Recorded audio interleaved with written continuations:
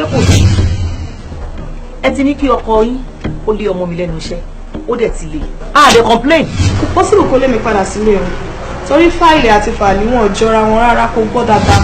Ìgbà òní yẹn bẹ̀rẹ̀ sẹ́ tá a bá jọ wà bá kọ́ńkọ́ ìyẹn dé ní ọ́fíìsì ìyẹn ní í ṣe pẹ̀lú iṣẹ́ tó ń ṣe lọ́fíìsì. ìṣòro mọ́tò yàtàrọ̀ mo ti ń pè wọ́n sá mo try títí tí wọn ò gbé call mi so later ìkan lára wọn pick call mi nǹkan tó ṣẹlẹ̀ ni pé wọn ò ní interest mọ́ sá.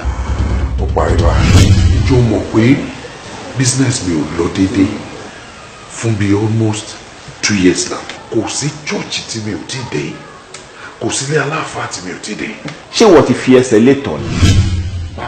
èmi máa pa ẹ́ ọmọ mi náà ó farabalẹ̀ ó mọ̀ mi máa pa ẹ́. ọmọ tí mò ń wò yẹn àwọn orí kọ̀ọ̀kan wà lára ẹ̀ àti pé àwọn àǹfààní kan wà tó bí ẹ lè jẹ lára ẹ̀ kì í ṣe gbọ́dọ̀ bí i ọ̀gá kò sí ìyàwó yín lára àdì débi tí ìyàwó yóò máa mọ́nítọ̀ yín káàkiri tó bá ta sí yín ẹ̀yin náà ta sí i. kò sáà ní dalé mi níyà. mi ò lè dalé yín lọ́gà. ọlọ́run tó gbogbo ẹ̀dá sọ pé jẹ́ kí n gbọ́wọ́ jáde ìdòwú gbọ́wọ́ kọ̀ làbá ṣàìsàn ni kí ló kàn mí pẹ̀lú gbogbo rádaràdá yẹn. guys you under arrest. Mo tiẹ̀ fẹ́ pa ẹ́ mo fẹ́ pọ̀ ọmọ yẹn ní kẹjọ lọ́mọ fẹ́ ra yín lọ́rùn. ó fẹ́ pa mí.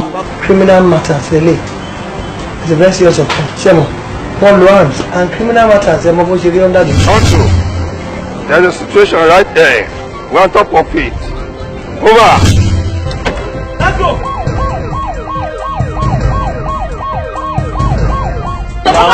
What's enough? Wait a minute now.